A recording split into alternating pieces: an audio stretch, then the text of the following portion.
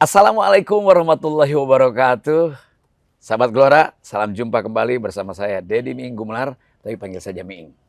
Hari ini saya berkesempatan mengajak sahabat Gelora untuk memandu satu mata acara yang terbaru dari Partai Gelora, yaitu Anies Mata Menjawab. Mengapa acara ini harus lahir? Begitu banyak pertanyaan dari masyarakat melalui baik itu Twitter, Instagram, Facebook, WA, dan platform lainnya tentang Indonesia.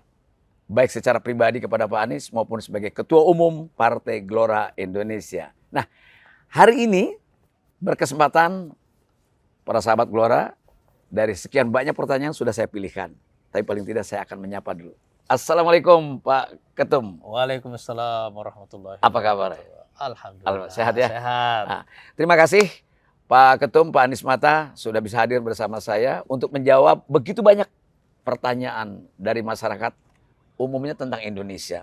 Tentang kondisi saat ini, tentang apa yang mereka rasakan, apa yang mereka lihat. Dan satu hal, secara pribadi juga nggak kalah nih. Ingin tahu Pak Anies latar belakangnya ini kok masuk ke sini. Pak Anies gimana keseharian dan sebagainya. Begitu banyak. Namun kami pilihkan dalam setiap episodenya, jangan khawatir. Bukan berarti Anda yang bertanya tidak akan ditampilkan. Akan ditampilkan mungkin dalam episode-episode yang lainnya apabila hari ini tidak ditayangkan pertanyaannya. Kalau gitu saya langsung aja ya. Boleh. Pak Anies, ini ada dari saudara Andi Kurniawan. Ini bagus pertanyaannya nih. Kenapa Indonesia Emas itu ditargetkan 2045 Pak? Untuk kondisi Indonesia sekarang, apa nggak bisa lebih cepat atau justru bisa lebih lama lagi? Kayaknya nih anak muda udah gregetan banget kan. Masa mau gini-gini aja katanya? Cepetin dong. Wah, silakan Pak Anies. Assalamualaikum warahmatullahi wabarakatuh. Waalaikumsalam warahmatullahi wabarakatuh. Terima kasih Bang Miing. Ya. Tapi saya mau menyapa dulu sahabat Gelora. Salam Gelora. Salam Gelora, semangat Indonesia. Semangat Indonesia. Jadi saya berinisiatif untuk membuat acara ini karena saya mendapatkan banyak sekali pertanyaan Bang Miing kepada saya. Baik biasanya kalau yang punya nomor kontak saya tanyanya lewat WA. Tapi kalau yang tidak biasanya Media sosial. lewat media sosial di Twitter, di Facebook atau di Instagram. Ya. Tapi juga ada pertanyaan yang suka ditanyakan langsung kalau bertemu. Saya melihat ini pertanyaan-pertanyaan ini penting untuk dijawab. Tapi kalau saya menjawabnya satu-satu, Ya. ini tidak mungkin. Ya. Jadi saya berpikir kita bikin acara ini karena pasti akan banyak pertanyaan yang serupa nanti ya. Betul. Nah, kita mulai dari pertanyaan pertama yang muncul setelah saya menyampaikan melalui akun saya tentang rencana acara ini ya. Tadi ada pertanyaan tentang mengapa Indonesia Emas itu ditargetkan tahun 2045. Sebenarnya rencana ini kalau dilihat dari segi angkanya, tahunnya 2045 ini kan merujuk ke tahun kemerdekaan kita ya. Ya, 45. Berarti 1945 berarti ini ditargetkan pada saat ulang tahun kita yang ke-100. Ya. Jadi 1 abad Indonesia merdeka. Orang-orang ingin membuat satu momentum bahwa di umur kita yang 1 abad itu ada satu prestasi besar yang kita capai sebagai sebuah bangsa. Cara ini umum dipakai oleh banyak bangsa dalam perencanaan. Sebenarnya Cina juga menggunakan cara seperti ini. Turki Erdogan juga menggunakan cara seperti ini. Tapi sebenarnya seringkali orang menetapkan cara seperti ini tidak didasarkan pada perencanaan tentang target besar yang ingin kita capai dan berapa jarak kita saat ini dengan target itu. Target. Gitu ya. Sebut saja ke tahun 45. Iya. Jadi jarak kita sekarang ke tahun 45 kan sudah tidak terlalu lama. Iya kan? Tapi kalau kita mau menentukan mengambil angka 45-nya untuk merujuk kepada yang 100 tahun, boleh jadi yang kita rencanakan ini tidak cukup waktunya untuk mencapainya. Ya. Terlalu pendek bisa saja. Terlalu pendek misalnya kayak begitu. Atau bisa juga terlalu lama. Terlalu lama. Kalau target yang kita tetapkan tidak terlalu besar. Ya. Sebenarnya saya tidak menolak cara menggunakan momentum 100-an tahun ini ya, karena kalau kita merujuk ke agama ya, dalam Islam itu ada istilah tentang siklus sejarah itu. Siklus sejarah. Jadi sejarah itu ada siklusnya, ada tahun putarannya ya. Al-Quran misalnya mengatakan watilkal ayyamu nudawiluha bainan nas. Itulah hari-hari kemenangan dan kekalahan kami pergilirkan di antara manusia. Jadi ada siklus. Kalau kita melihat salah satu siklus itu mengikut kepada besaran tahun. Misalnya siklus 100-an tahun itu adalah siklus besar dalam agama. Karena misalnya Rasulullah SAW mengatakan bahwa Allah akan membangkitkan pada setiap 100 tahun nanti ada orang yang dibangkitkan untuk memperbaharui ajaran agama ini. Jadi Rasulullah menyebutkan angka 100 tahun. Angka 100 tahun ini kalau disebutkan oleh Rasulullah berarti itu wahyu kan. Berarti itu angka yang rada definitif dalam pengertian bahwa itu satu putaran besar. Mengapa siklus tajdid, pembaharuan dalam agama itu 100 tahun? Kalau kita melihat, Ibnu Khaldun membuat penjelasan misalnya tentang generasi-generasi ya. Berapa tahun sih umur satu generasi itu? Kita ambil lagi satu misalnya, Rasulullah SAW dalam hadis lain mengatakan, al-khilafatu fi ummati salasuna aman. Nanti khilafah dalam tubuh umatku akan berlangsung 30 tahun. 30 tahun. Berarti siklus rezim itu 30 tahun. rata-rata 30 tahun. Orde Baru 32 tahun. Nah, iya, jadi itu 30 tahun, berarti akan ada perubahan dalam skala rezim yang kecil. Reformasi juga hampir Tapi 30 dalam tahun. skala perubahan yang besar, itu berarti pembaharuan agama. Itu skalanya skala peradaban. Kita juga mempelajari siklus ini, nanti ada siklus ada siklus milenium 1000 tahun dan 500 tahun dan seterusnya, siklus-siklus yang sangat besar begitu ya. Nah, kalau kita mengambil siklus 100 tahun ini bisa. Artinya kita menjadikan bahwa 100 tahun setelah kita bangkit ini, grafik kita dalam sejarah naik begini ya. Itu maksudnya siklus seperti itu. Angka 100 tahun itu kira-kira dipikul oleh 3-4 generasi. Iya kan? Gitu. Jadi dalam filsafat sejarah kita juga melihat memang teori siklus ini dipakai, dan karena itu teori siklus ini juga dipakai dalam membaca generasi, ya kan? Nah sekarang kita lihat sampai tahun 45 itu kira-kira masih perlu satu generasi lagi kan, iya kan? Iya. Kalau kita lihat misalnya reformasi ini kan sudah mau masuk yang ke 1/4 abad ya, ini satu generasi ini akan lewat ini kan, kira-kira di putaran ini. Satu rezim dalam pengertian satu rezim itu tidak selalu periode, tetapi maksudnya rezim itu adalah satu sistem yang diterapkan pada satu kurun waktu, besaran waktu tertentu. Nah, apakah ini bisa dipercepat atau diperlambat? Tergantung energi yang kita punya. Dan target. Iya, tergantung besaran target yang kita mau capai dan energi yang kita punya. Saya membayangkan bahwa 100 tahun setelah kita merdeka itu, Indonesia dengan ukuran populasinya yang cukup besar ini, kemudian ukuran geografinya juga yang cukup besar, kemudian sumber daya alamnya juga yang cukup besar, kemudian tahapan perjalanan sejarahnya juga sudah sampai. Saya membayangkan bahwa memang seharusnya tahun 45 itu kita membuat satu capaian terbesar. Dan capaian terbesar yang saya bayangkan bisa kita capai itu adalah menjadikan Indonesia sebagai superpower baru. Di Indonesia Emas itu. Di Indonesia Emas itu. Yang dicanangkan oleh pemerintah tahun 2045 ini adalah dicanangkan karena adanya juga siklus yang disebut dengan bonus demografi. Mudah-mudahan referensinya yang dicanangkan oleh yang membuat Indonesia Emas ini juga sama dengan referensi Pak Anies Mata. Mudah-mudahan, tapi wallahu a'lam bishawab. Terima kasih Pak Anies. Pencerahan bagi kita, dan untuk Bung Kurniawan semoga bisa menerima jawaban dengan memuaskan. Jadi dipercepat atau diperlambat itu sangat tergantung energi kita digunakan sesuai dengan siklus waktu yang memang kita targetkan. Oke.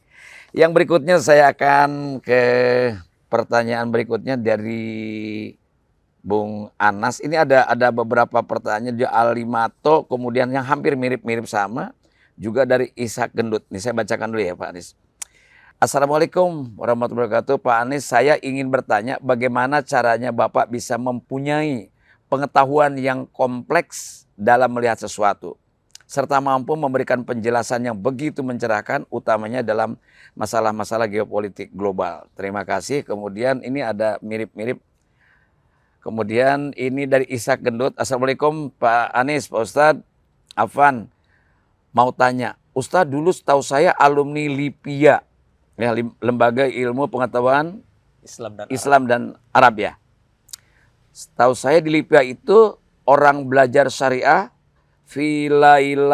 filaili wa nahar. Siang malam. Siang malam, filaili wa nahar. Ya. Ya. Oke. Apa enggak sayang tuh Ustadz ilmunya jadi kurang bermanfaat kalau terjun ke politik? Waduh. Jadi kalau berpolitik dengan ilmu tidak bermanfaat. Kurang lebih ada ini. Ini soal latar belakang dua-duanya ini. Silakan Ustadz. Masih ada lagi yang mirip? Yang mirip. Oh, ada satu lagi nih. Ya. Pak, dari akunnya Yumroni. Nih. Pak Anis belajar politik dari mana sih? Atau siapa dilihat dari backgroundnya, pendidikannya bukan politik. Nah, bahasa Arab dan agama. Ini barangkali bisa dijawab dari ketiga penanya ini. Silakan. Ini pertanyaan yang sering sekali saya terima ya. Yeah. Sebenarnya pendidikan saya ini tidak bisa dibilang tidak berhubungan dengan politik secara langsung. Saya menempuh pendidikan 6 tahun di pesantren. Di Makassar, kemudian di Jakarta juga 5,5 tahun di Fakultas Syariah. Tapi setelah itu sebenarnya saya juga ikut pendidikan di Lemhanas selama 4 bulan ya. Sejak awal saya percaya bahwa agama dan politik itu dua hal yang tidak bisa kita pisahkan. Karena agama ini pada dasarnya adalah sistem kehidupan. Jadi agama itu baru akan terasa dalam kehidupan kita kalau ajarannya itu diterapkan. Diaplikasikan. Iya. Tapi kalau kita melihat misalnya rukun Islam itu ya, syahadat, sholat, puasa, zakat misalnya. 4 ini kan bisa Anda lakukan tanpa negara. Ya. Iya kan? Mungkin haji yang ada negaranya. Tapi sebenarnya juga diserahkan ke swasta juga bisa. Iya. Iya kan? Travel. Bisa. Itu kan bukan sesuatu yang complicated. Maksudnya adalah bahwa rukun-rukun dasar Islam itu sebenarnya waktu diterapkan sebagai rukun ya. Ya individu. Atau bukan karena masalah syahadat, salat, puasa nggak ada duitnya, begitu ada duit, zakat sama aja ada duitnya baru negara ikut. Makanya Anda bisa melihat bahwa jumlah pemeluk agama Islam itu terus bertambah walaupun nggak ada negara. Karena memang ini simple, ajaran Islam itu simple. Tapi kalau Anda membaca ajaran Islam secara keseluruhan, misalnya tema tentang keadilan sosial. Katakanlah misalnya bagaimana Anda meredistribusi kekayaan dari orang kaya kepada orang miskin. Bisa dilakukan secara individu, tapi skalanya akan kecil. Iya kan? Iya. Tapi kalau negara yang melakukannya skalanya besar. Jadi kalau Anda kaya, misalnya Bang Ming kaya, Bang Ming bisa bangun masjid, 1. Ya kan? Bisa bangun sekolah, 1, 2. Kalau kita bikin yayasan, kita bisa bikin 10 sekolah, 100 sekolah. Tapi kalau Anda mengelola negara, Anda bisa bikin ribuan sekolah, puluhan ribu sekolah. Iya kan? Jadi bedanya individu dengan keluarga atau korporasi atau yayasan dengan negara itu adalah pada skala organisasi. Karena organisasi ini dalam sejarah umat manusia adalah organisasi terbesar yang pernah ada. Organisasi terbesar yang pernah ada.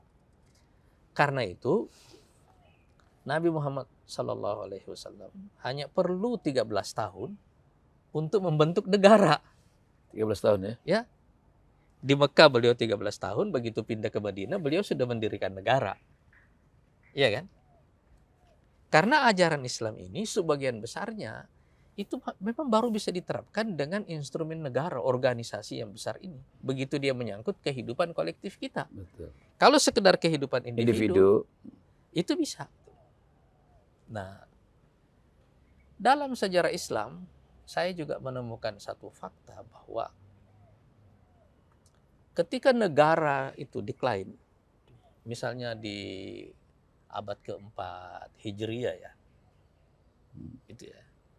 Abad keempat Hijriyah itu kan Abbasiyah itu mengalami decline ya, luar biasa. Gitu. Karena itu muncul kerajaan-kerajaan kecil. Salah satunya ya Bani Saljuk gitu ya, di Asia Tengah. Gitu ya. Tetapi pada waktu yang sama mereka menghadapi tantangan yang luar biasa. Waktu itu serangan dari Mongol mulai datang sedikit-sedikit ya, bertahap gitu ya. Itu kan tidak sekaligus datangnya, itu bergelombang-bergelombang. Perang salib juga sudah dimulai. Sementara dunia Islam mengalami kekacauan yang luar biasa. Ya kan? Negaranya tidak terintegrasi dengan baik, pemerintahannya tidak terkelola dengan baik. Di periode seperti itu, ada seorang Perdana Menteri dari Bani Saljuk namanya Nizamul Mulk, mendirikan sekolah An-Nizamiyah. Dari sana lahir ulama besar, di antaranya adalah Imam Ghazali. Ya, Imam Al-Juwaini, gurunya Imam Ghazali lagi. Kayak gitu. Tapi dari sini muncul penyatuan antara agama dan negara. Jadi ulama-ulama besar yang hadir di tengah krisis itu selalu ada di pusaran politik, nggak pernah enggak. Nggak pernah enggak ya. Iya. Cuma orang kan tidak pakai sistem partai kayak kita sekarang gitu kan. Tapi model partisipasi politiknya itu beda, cuma bahwa orang ada di pusaran politik itu selalu, nggak pernah enggak. Jadi sebenarnya saya terlibat dalam politik ini justru didorong oleh ilmu yang saya pelajari itu. Cuma saya tidak punya background ilmu politik modern seperti yang dipelajari di fakultas misalnya FISIP misalnya gitu. Saya tidak punya background itu. Secara untuk akademi itu yang formal. Saya mesti menutupi kekurangan saya ini ya dengan belajar sendiri. Iya kan? Okay. Jadi kalau ditanya, tapi saya juga punya ini Bang, saya punya sesuatu yang agak personal di sini gitu ya.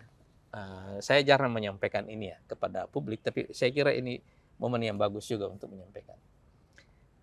Kira-kira tahun 98 almarhum Dr. Yusuf Al-Qaradawi datang ke Indonesia di sini kira-kira selama sepekan ya. Dan saya menjadi penerjemah tetap beliau selama sepekan itu ke mana-mana.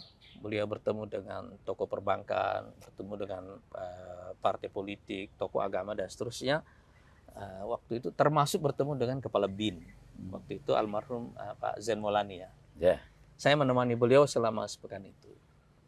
Karena tiap hari bersama beliau, saya berkesempatan minta konsultasi kepada beliau hal-hal yang pribadi.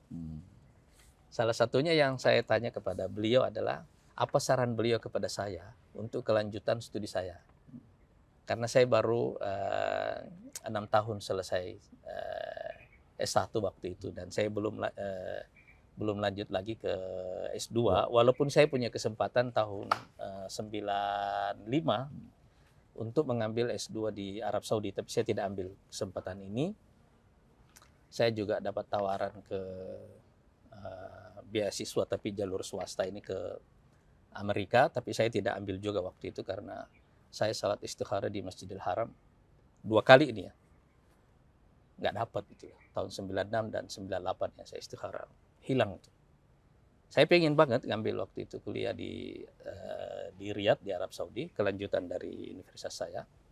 Tapi juga dapat juga kesempatan ke Amerika, cuma saya setelah salat istikharah saya nggak dapat. Jadi, tapi kalau dilanjutkan mungkin siapa tahu jadi wapresnya Obama.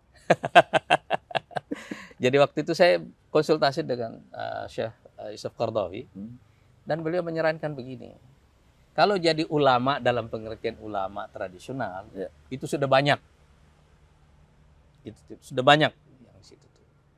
Lebih bagus kamu mempelajari ilmu-ilmu baru yang dibutuhkan oleh umat untuk kebangkitan mereka. Oke. Ilmu strategi, ilmu pertahanan, ilmu politik, ekonomi, dan seterusnya.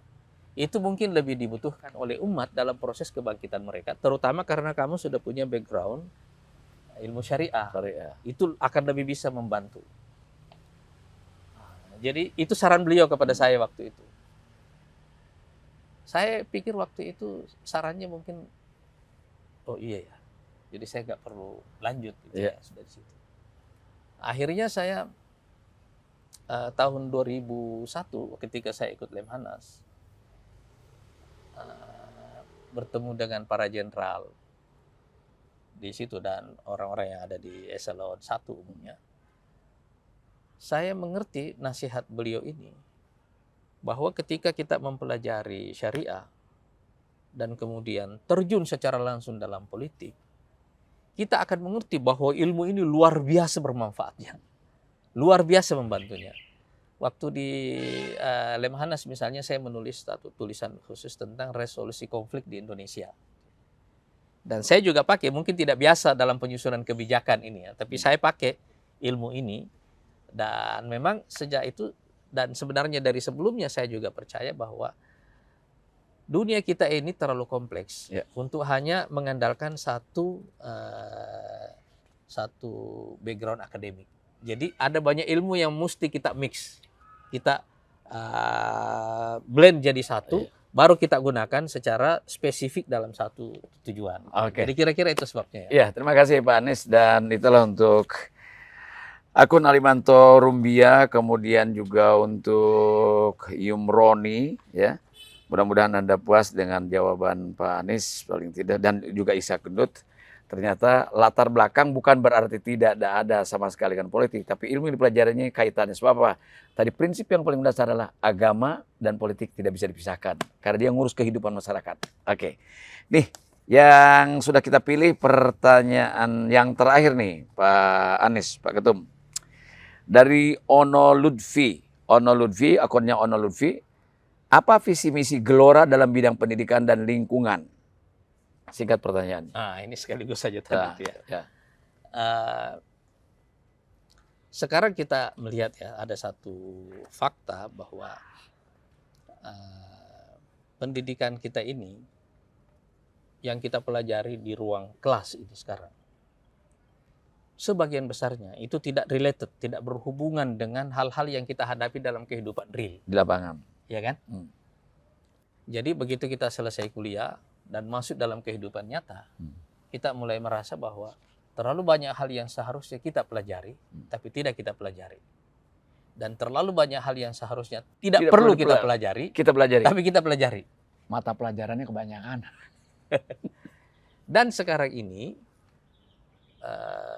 temuan teknologi terutama di era internet digital sekarang ini, membuat sekolah itu dengan dinding-dindingnya ini semuanya, itu bisa kehilangan relevansi. Kenapa? Karena akses kepada ilmu pengetahuan sekarang tidak bisa lagi dibatasi oleh dinding kelas. Nggak ada. Akses kepada pengetahuan sekarang sangat terbuka itu. Apa yang tidak bisa ente dapat dari internet sekarang? Betul. Dan karena itu ada pertanyaan yang fundamental yang harus kita jawab. Kenapa orang mesti pergi sekolah? Ya. Kalau kita bisa mempelajari semua yang kita sebenarnya secara langsung, iya kan? Ya. Jadi pertanyaan ini semuanya, ini satu hal yang harusnya membongkar paradigma kita tentang pendidikan. Sekarang kita juga melihat bahwa antara teknologi yang di-apply diintegrasikan dalam sistem ekonomi, sistem pertahanan, iya kan? Itu kan sekarang mengubah secara keseluruhan perilaku masyarakat, performance satu negara. Kalau kita lihat misalnya dalam satu perlombaan racing misalnya antara negara-negara adidaya, ya, Anda akan melihat bahwa kombinasi antara teknologi, kemajuan teknologi dengan sistem pertahanannya, dengan sistem ekonominya, ini kan selalu satu, dan sistem budayanya, ini kan selalu satu paket. Satu paket. Iya kan? Tidak pernah bisa dipisah gitu ya. Bagaimanapun misalnya CIA itu mendorong banyak sekali produksi di Hollywood. Seperti dia mendorong banyak sekali temuan teknologi. Iya kan? Kan semua teknologi baru yang kita dapat sekarang ini kan sebagian besarnya, terutama internet ini sebenarnya, di awal kan disupport oleh kebutuhan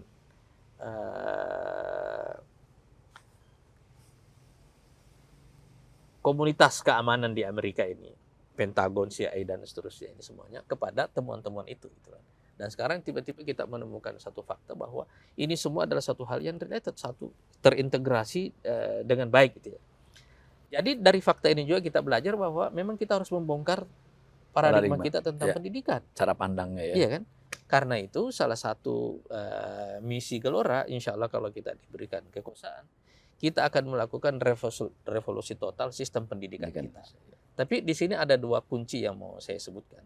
Hal yang paling basic yang dirasakan oleh rakyat dalam sistem pendidikan itu yang pertama harga. Ini sudah gratis sampai SMP SMA, tapi kenyataannya kan orang belum merasakan gratis bener. Masih ada daftar ulang. Masih ada macam-macamnya kan. Macam-macamnya. Tapi yang kedua, kalau kita ingin menjadi negara superpower, kita mestinya memberikan akses pendidikan kepada rakyat kita semuanya tanpa batas. Paling tidak ini ya, sampai S1 itu harus gratis. Sampai S1 harus gratis. Itu satu dulu ya. Yang kedua, kualitas guru. Ya, betul. Guru ini profesi yang tidak diinginkan oleh orang. Gitu loh. Kenapa? Ya karena nggak ada gajinya. Ya. Jadi kita harus meningkatkan pendidikan guru ini, tapi juga memberikan mereka kesejahteraan yang cukup untuk mereka hidup layak. Ya. Jadi kita harus menaikkan gaji guru, dan yang kedua memberikan mereka tambahan pendidikan. Supaya mereka bisa sebagai pendidik punya kualitas yang bagus. Gitu loh. Mengupgrade kemampuannya. Nah jadi ini hanya satu bagian dari revolusi pendidikan yang akan kita lakukan. Ini hanya satu bagian kecil. Gitu. Tapi yang lainnya turunan dari konsep tentang revolusi pendidikan ini nanti, ini akan kita jabarkan dalam bentuk kebijakan. Tetapi secara keseluruhan paradigma pendidikan kita harus dirubah. Nah tadi ada soal lingkungan ya. Ya. Saya ingin menunda menjawab pertanyaan soal lingkungan ini nanti karena pasti akan banyak pertanyaan soal lingkungan. Saya ingin memberi waktu yang lebih panjang sedikit nanti untuk elaborasi soal lingkungan. Ya betul. Yang soal lingkungan kita akan jawab di episode yang akan datang, dan saya ingin menyampaikan ucapan terima kasih bagi teman-teman yang akunnya tadi saya bacakan dari berbagai pertanyaan di semua platform yang ada. Dan saya masih mengundang bagi yang masih penasaran untuk bertanya kepada Pak Anies apa saja tentang Indonesia. Tadi latar belakang sudah dijawab, artinya apapun yang ditanyakan insya Allah Anies Mata akan menjawab di acara Anies Mata Menjawab. Terima kasih untuk semuanya, sahabat Gelora, dan kita akan ketemu lagi di episode yang akan datang. Assalamualaikum warahmatullahi wabarakatuh. Assalamualaikum warahmatullahi wabarakatuh. Terima kasih Pak Anies.